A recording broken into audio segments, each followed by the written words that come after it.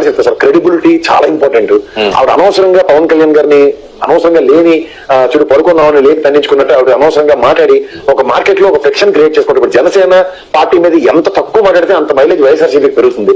కానీ వైఎస్ఆర్సీపీ జనసేన ఎక్కువ ఫోకస్ చేసుకుంటూ అలా సహాయమా నిస్సహాయమా అన్న దాన్ని ప్రజల్లోకి ఎస్టాబ్లిష్ చేయడం అవుట్ రేటెడ్ క్వశ్చన్ అది. ఎందుకంటే లాస్ట్ 5 years ప్రూవెన్ ట్రాక్ కనుక చూస్తుంటే వాళ్ళ అవమానాలు భరించి ఈసారి 21 స్ట్రైక్ రేట్ తో గెలిచి చూపించారు. గెలిచి అట్లీస్ట్ అపోజిషన్ స్ట్రాంగెస్ట్ అపోజిషన్ గా వైఎస్ఆర్సీపీ కూర్చుని ఉన్నప్పుడైనా సరే ఇవాళ పవన్ కళ్యాణ్ గారిని అవహేళన చేశారంటే ఒక అర్థం పడుతూ ఉంటుంది.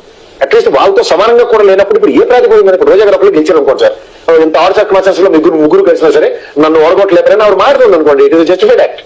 అక్కడ మోహన్ ప్రకాష్ గారి చేతిలో కన్న విధంగా ఆవిడ ఓడిపోయి కూడా ఇవాళ ఒక తప్పుని ఇవాళ మీరు ఆ ఛానల్లో వాళ్ళ ఛానల్లో కూర్చొని ఓడగొట్టుకుంటారు స్టాలిన్ విషయంలో.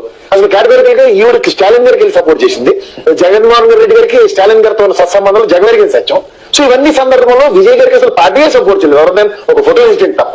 సో దాని వాళ్ళు ఏ ప్రాతిపదిక మీద క్లెయిమ్ చేస్తారో నాకు అర్థం కావట్లేదు. ఇప్పుడు ఉదాహరణకి పవన్ కళ్యాణ్ గారి విషయాన్ని క్లియర్ గా చెప్తున్నాను. ఆయన నేను పొత్తుతో రాజకీయ అరంగేట్రం ముందుకెళ్దామని నిశ్చయించుకున్నాను. ఆయన ఎలక్షన్స్ ముందే అనౌన్స్ చేశాడు. ఆయన మేబీ కింగ్ మేకర్ అని కుమారస్వామి గారి స్టేట్మెంట్ ఎప్పుడు ఆ ఎలక్షన్స్ కి ఇంకా పొత్తు కుదరక మనకు స్టేట్మెంట్ అనంతరం అవన్నీ రాటిఫై అయ్యి ఆయన తెలుగుదేశంతో ముందుకెళ్లే కార్యక్రమంలో ఆయన సక్సెస్ చూసుకున్నాడు. ఇవాళ ఆయన ఫస్ట్ లోపలికి వెళ్దాం అన్న దాని మీద ఎక్కువగా ఎంఫసైజ్ చేసుకుని పని చేసుకుని ముందుకెళ్ళాడు. ఇవాళ వీళ్ళు పని చేయడం మానేసి ఎంతసేపు పవన్ కళ్యాణ్ గారి మీద ఆడిపోసుకుంటూ కూర్చుంటే టైం వేస్ట్ తప్ప ఇంకేముండదు. ఇవాళ ఆయన ఇంట్లో కూర్చున్నారు, ఇప్పుడు కేసీఆర్ గారు ఫామ్ హౌస్ లో కూర్చున్నారు. 5 సంవత్సరాల దగ్గర ఆయన చేయగలిగారా?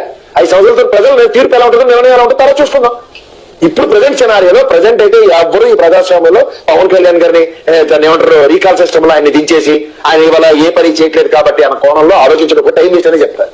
సో ఇది అనవసరంగా పెట్టుకుని వాళ్ళ ఫోకస్ అంతా వాళ్ళ పార్టీ మీద వాళ్ళ పార్టీ శ్రేణులను సమాయత్తం చేసుకుంటూ ముందుకెళ్లే దగ్గర ఉంటే బాగుంటుంది తప్ప పవన్ కళ్యాణ్ గారిని వాళ్ళ ఆరోగ్య పరిస్థితుల్లో కంపేర్ చేసుకుంటూ గతంలో కుటుంబాల సమస్యలతో పరిష్కరించే ఏదో జరిగిపోతుందని మాట్లాడుకున్నప్పుడు అవన్నీ కన్సల్టేట్ అయ్యి ఇప్పుడు ఈ ఆరోగ్యం బాగున్నప్పుడు నిన్న వచ్చి అక్కడ ఏ కార్యక్రమాలు చేయమంటారు గట్టిగా తిరిగి అడిగారు అనుకోండి ఏం చెప్తారు వీళ్ళు?